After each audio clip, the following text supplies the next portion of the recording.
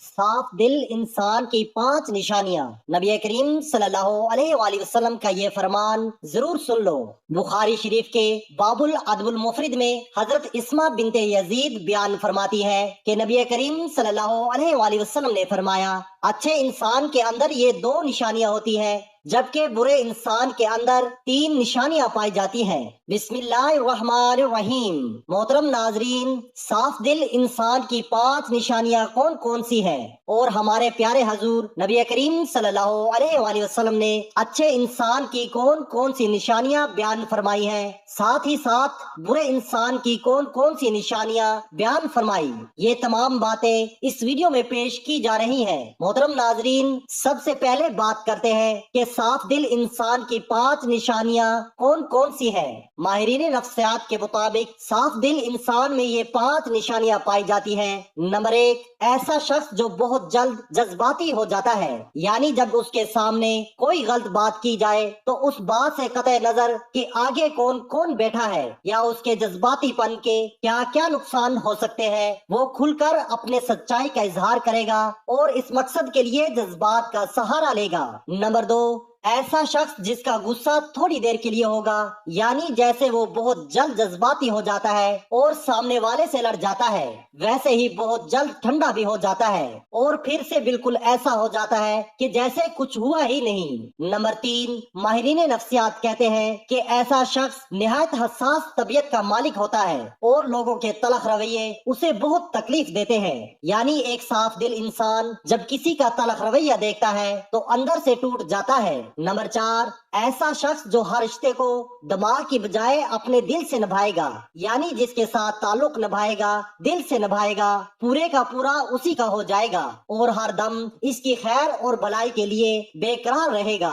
Number 5، ماہرین نفسیات کے مطابق ایک اچھے اور صاف دل کے انسان کی 5ویں نشانی یہ ہے کہ ایسا شخص کبھی کسی کے دل میں اپنے لیے وہ خلوص اور محبت نہیں جگا پائے گا جو وہ دوسروں کے لیے محسوس کرتا ہے، جبکہ اس کے برعکس چالاک، ہوشیار، مکار اور چاپلوس قسم کے لوگ سب کے پیارے ہوتے ہیں۔ محترم ناظرین، یہ وہ 5 نشانیاں ہیں جو ایک صاف دل انسان کے لیے ماہر نفسیات بتاتے ہیں۔ آئیے اب اس کائنات کے سب سے بڑے امام اور پیشوا نبی آخر زمان حضرت محمد مصطفیٰ صلی اللہ علیہ وآلہ وسلم کی زبان اقدس سے جانتے ہیں کہ اچھے اور صاف دل انسان کی کیا خوبیاں ہیں۔ امام بخاری رحمت اللہ علیہ نے کتاب الادب المفرد میں لکھا کہ حضرت اسماء رضی اللہ تعالی عنہ فرماتی ہے کہ ایک دن جناب رسول اللہ صلی اللہ علیہ وآلہ وسلم نے فرمایا کہ کیا میں تمہیں تمہارے اچھے لوگوں کے بارے میں نہ بتاؤں؟ صحابہ رضوان اللہ عنہ نے عرض کیا، یا رسول اللہ ضرور آگاہ فرمائیں۔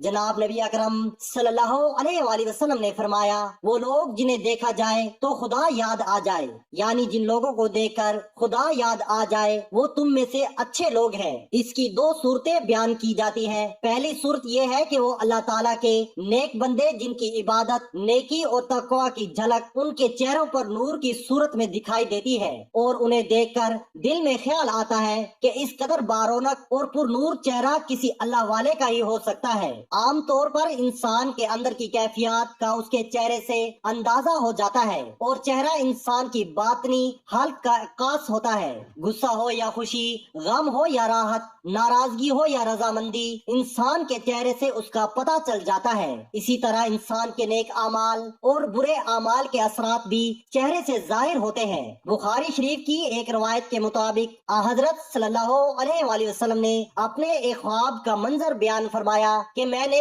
ایسے لوگوں کا ایک ہجوم دیکھا جن کے چہروں کی کیفیت یہ تھی کہ چہرے کا نصف حصہ خوبصورت اور باقی نصف حصہ بدصورت تھا۔ فرشتوں سے پوچھا کہ یہ کون لوگ ہیں؟ انہوں نے بتایا کہ یہ آپ کی امت کے وہ لوگ ہیں جو اچھے اور برے اعمال غلط ملت کرتے رہے ہیں، اعمال صالحہ بھی انہوں نے کیے ہیں اور اعمال سیاہ میں بھی پیچھے نہیں رہے۔ ان کے نیک اعمال ان کے چہرے پر حسن کی صورت میں نظر آ رہے ہیں اور برے اعمال چہروں پر بدصورتی کے طور پر نمایاں ہیں۔ اس لیے اللہ تبارک و تعالیٰ کے نیک اور مخلص بندوں کے چہروں پر ان کے خلوص اور نیک اعمال کا نور ہوتا ہے اور ان کے بارونق اور نورانی چہروں کو دیکھ کر خدا کی یاد تازہ ہو جاتی جاتی ہے، جبکہ دوسری صورت میں اس کا ایک معنی یہ بھی کیا جاتا ہے کہ وہ لوگ جن کے اعمال و حرکات، ان کا اٹھنا بیٹھنا، لین دین، عبادات و معمولات اور اخلاق و معاملات اللہ تبارک و تعالیٰ اور رسول خدا صلی اللہ علیہ وآلہ وسلم کے احکامات کے مطابق ہوتے ہیں،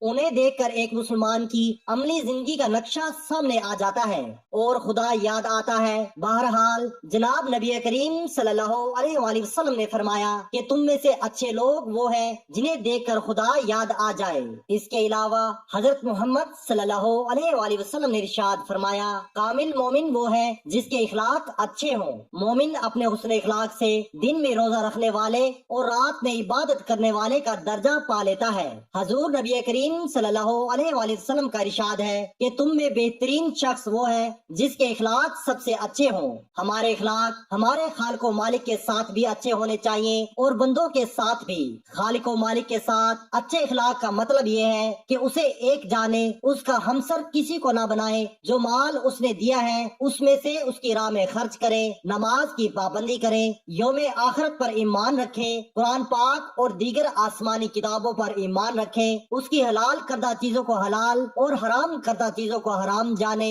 ہمیشہ اپنے خالق و مالک کا شکر ادا کرتے رہیں اور تکلیف پہنچنے پر صبر کریں۔ یہ اوصاف ہے اچھے اخلاق والوں کا اپنے رب کے ساتھ۔ اسی طرح ہمارے اخلاق بندوں کے ساتھ بھی اچھے ہونے چاہیے۔ اچھے اخلاق کے لیے علم کا ہونا ضروری ہے، اس لیے علم حاصل کریں اور اس علم سے لوگوں کو فائدہ پہنچائیں۔ ماں باپ کی فرما برداری کریں، انہیں کبھی جھڑکے نہیں، ان کے ساتھ نرمی سے بات کریں، انہیں اف تک نہ کہیں، ان کی صحت کا خیال رکھیں، ان کو اپنے ساتھ رکھ کر ان کی خدمت کریں۔ بندوں کے ساتھ اچھے اخلاق میں یہ بھی ہے کہ رشتہ داروں کے ساتھ صلہ رحمی سے پیش آئیں، رشتوں کو نبھائیں، رشتوں کو جوڑیں۔ حضور نبی کریم صلی اللہ علیہ وآلہ وسلم کا ارشاد ہے کہ جو تمہیں محروم کرے تم اسے عطا کرو۔ ایک اور جگہ آپ صلی اللہ علیہ وآلہ وسلم نے فرمایا کہ لمبی عمر چاہتے ہو تو اپنے رشتہ داروں کے ساتھ صلہ رحمی کرو۔ اچھے اخلاق کی ایک علامت یہ بھی ہے کہ ہم سلام میں پہل کریں، سلام کو عام کریں، ہر جاننے والے اور انجان مسلمان کو سلام کریں، جبکہ آج یہ بات عام ہو چکی ہے کہ ہم صرف اسی کو سلام کرتے ہیں جس کو ہم جانتے ہیں۔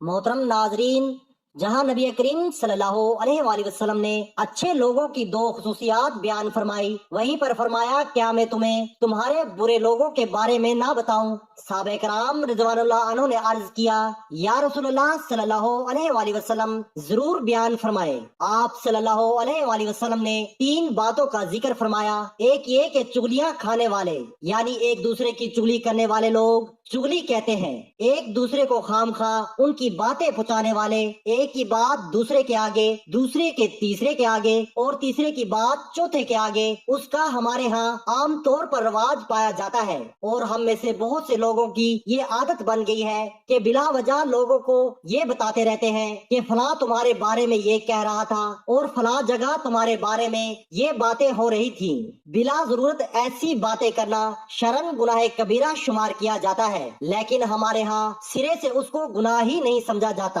حالانکہ یہ باتیں اکثر جھگڑوں کا باعث بنتی ہیں۔ ہمارے معاشرے میں ہونے والے باہمی تنازعات اور جھگڑوں کی وجہ تلاش کی جائے تو اکثر تنازعات کے پس منظر میں کوئی نہ کوئی چغلی کار فرما ہوتی ہے، چنانچہ یہ بہت برا عمل ہے اور اسے جناب نبی اکرم صلی اللہ علیہ وآلہ وسلم نے برے لوگوں کی علامت قرار دیا ہے۔ دوسری بات فرمائی کہ دوستوں کے درمیان فساد ڈالنے والے برے لوگوں میں شمار ہوتے ہیں۔ یہ بھی ایک معاشرتی بیماری ہے کہ چند دوست اکٹھے محبت و اعتماد کے ساتھ رہ رہے ہیں، اگر کوئی آدمی ان کے درمیان غلط فہمیاں ڈال کر ان کی دوستی کو دشمنی میں بدل دیتا ہے تو وہ بہت بری حرکت کا مرتکب ہوتا ہے۔ اسی طرح ایک خاندان محبت و اعتماد کے ساتھ زندگی بسر کر رہا ہے اور کوئی شخص دخل دے کر ان کی محبت و اعتماد کی فضا کو خراب کر دیتا ہے تو وہ کوئی اچھا کام نہیں کر رہا۔ محبت و اعتماد کی فضا خاندانوں میں ہو، دوستوں میں ہو، مشترکہ کام کرنے والے میں ہو، اس میں فساد ڈالنے والوں کو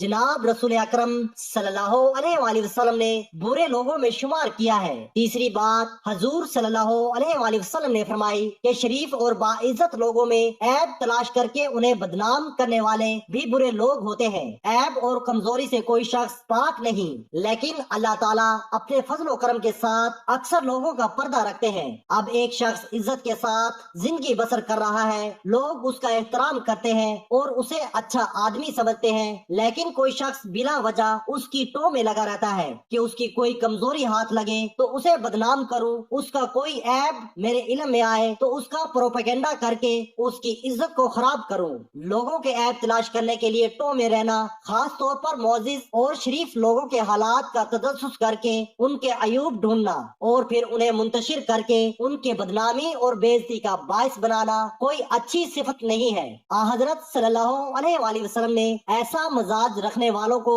برے لوگ قرار دیا ہے۔ میں اپنے محترم ناظرین سے یہ عرض کرنا چاہتا ہوں کہ یہ تینوں خرابیاں آج ہمارے درمیان موجود ہیں، اور چونکہ ہم ان کے عادی ہو گئے ہیں اس لیے ہمیں یہ محسوس نہیں ہوتی اور ہم بلا تکلف یہ حرکتیں کرتے چلے جاتے ہیں۔ ہمیں جناب نبی اکرم صلی اللہ علیہ وآلہ وسلم کے اس ارشاد گرامی کا بار بار مطالعہ کرنا چاہیے، اس پر غور کرنا چاہیے، اور پھر اپنے معمولات اور مزاج و عادات پر بھی نظر ڈال کر اپنی کمزوریوں کو محسوس کرتے ہوئے اصلاح کی کوشش کرنی چاہیے۔ اللہ تبارک و تعالیٰ سے دعا ہے کہ ہمیں ان بڑی بڑی معاشرتی برائیوں سے محفوظ و معمون فرمائے اور ہمیں ان لوگوں کے راستے پر چلنے کی توفیق و مرحمت فرمائے جن کو نبی کریم صلی اللہ علیہ وآلہ وسلم نے اچھے لوگ قرار دیا ہے۔ تمام مسلمان بہن بھائیوں سے درخواست ہے کہ ایک مرتبہ نبی کریم صلی اللہ علیہ وآلہ وسلم کی ذات اقدس پر دل کی گہرائیوں سے درود و سلام بھیجیں۔ تمام احباب سے گزارش ہے کہ اللہ کے 99 ناموں میں سے ایک نام ضرور کمنٹ میں لکھنا۔